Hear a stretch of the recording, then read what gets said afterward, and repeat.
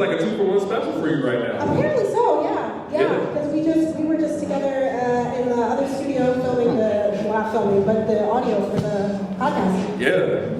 You know your episode is like climbing right now. Is it really? Yeah, on Apple Podcasts right now. Yeah, and I've been telling my followers about it too, and they're excited just to see somebody that they just started following do some other stuff. So yeah, it's been cool. Oh, for sure. So when it comes to like your poetry, because you and I, we definitely go way back. You know, when it comes to poetry, you killed it. When it comes to horror, you definitely have been in the middle of it. And when it comes to like TikTok, you've been blowing up like crazy. Yeah, it surprises me still. The Trinity marriage story, that's the one that's had millions of views, and then people are translating it to other languages for their country, and people are leaving me comments saying, well, the story made it to Singapore, and so oh my gosh, somewhere else, and somebody just told me a whole other country. But yeah, it's been amazing just watching it all grow. That's been wild. Wow, that's amazing. But first, before we get into that, I want to start from the beginning, all right? We want to know what got you into this. What got you into poetry? What got you into faux true crime?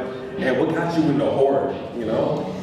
So, writing just comes naturally for me. I've been writing since I was a kid, poems and stories, and I grew up reading a lot of books, a lot of poems. Robert Frost and Edgar Allan Poe, just to name like two that were really big for me growing up. So, relating to literature and writing words has always kind of been my thing. And then I got older and I discovered horror, because we weren't raised in a house where we watched horror, that wasn't allowed. But when I grew up and I started watching horror movies, and then I saw Hereditary, still my favorite horror movie ever. One of the best. It's so good. After I saw that kind of blurred the lines for me as both a horror writer and a poet, because in my mind it was like, the way that he told the story made me realize, like, you can give horror with real storytelling, and that was kind of my motivation. And then I decided to do the Faux Crime podcast because a lot of my friends were starting to watch a lot of true crime content, which is everywhere. It's huge right now. It's huge. But every time you watch one of those stories, you have to acknowledge that this is somebody's real loved one, someone's real trauma. And it's gotten to a place where you can take a true crime story because it's public knowledge, and just a million different creators can repost this family's traumatic story over and over. And I felt really weird about that. I didn't enjoy the way that it was making me feel, but I loved the horror element.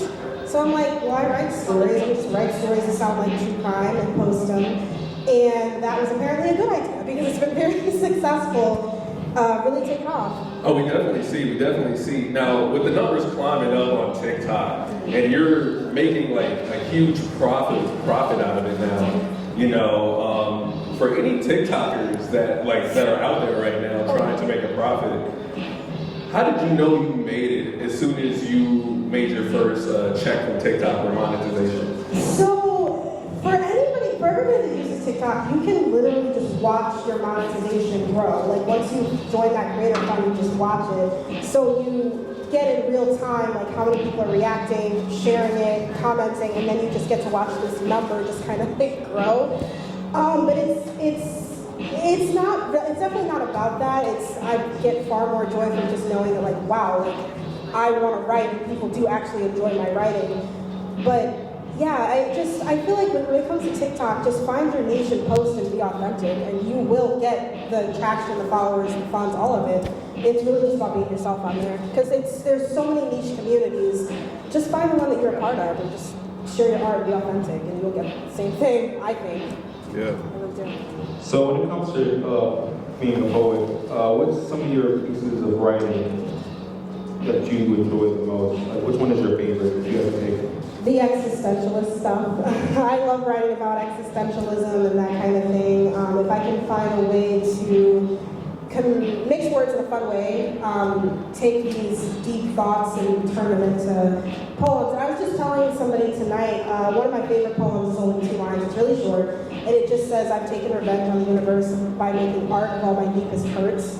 And that's just what I do. If I'm feeling it, I write a poem about it. The poems come from the feelings. They kind of come almost like not really that planned. I write best when it's unplanned for poetry, but you get those ideas in your head, those feelings that you want to translate to words, and that's pretty much it. That's the beautiful thing about poetry for overall, because it correlates like music.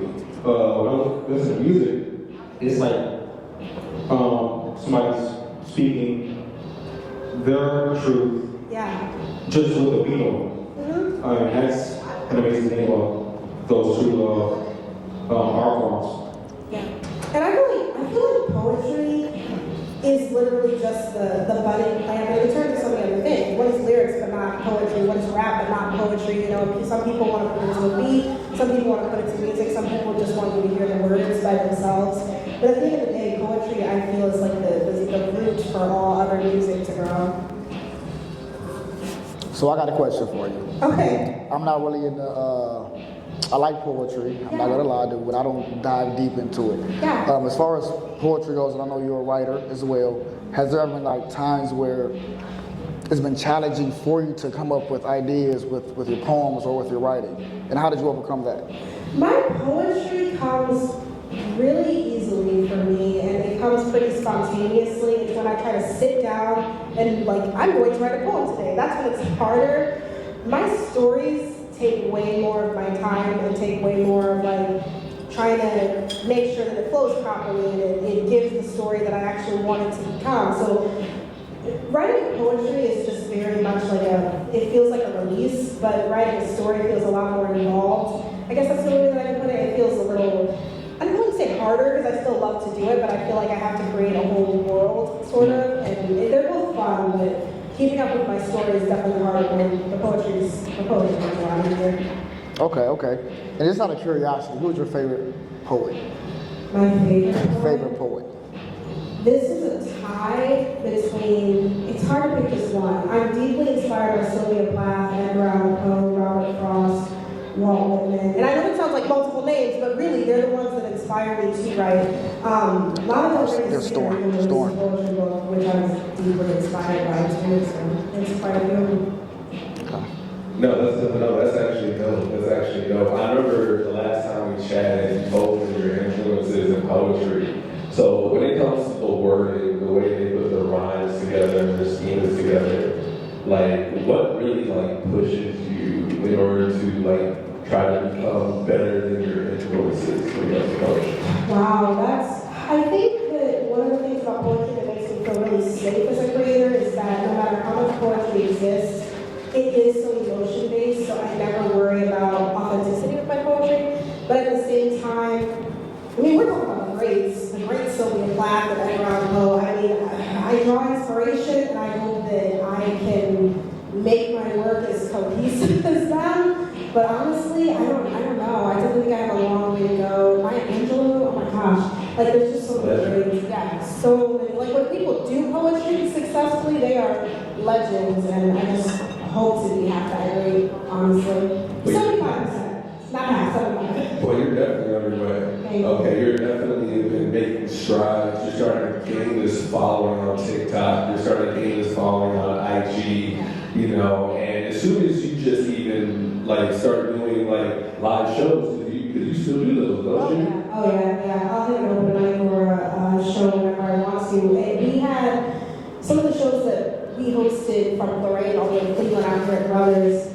The CEO for that, I don't know her title, she started it. The performing artist group had a baby. So her life's been kind of changed, but yeah, I'm still hitting stages every time I can. For theater too. Oh, for sure. Yeah, so about everything. So like, when you tell your true folk crime stories and your poetry, what can people expect when it comes to one of your shows, especially if you're headlining? Oh my God, and that's about live, right? Yeah. Okay, so I really try to put emphasis into, I think with having an acting background, but also writing, I try to really act out whatever story or poem I'm giving you, which I think people recognize that in my stories, but it's very much in my poetry too, because I want to deliver it in a way. I think the only thing you can ever do wrong in poetry is just read it like words on a page, because it's got so much emotion to it. So if you see me live, you're really just going to get into the heart and the nitty-gritty of what that poem is meant to express. Because that's the way that I deliver it. I'm gonna sound it out and speak it the way that I need to get you to feel it the way that it came out.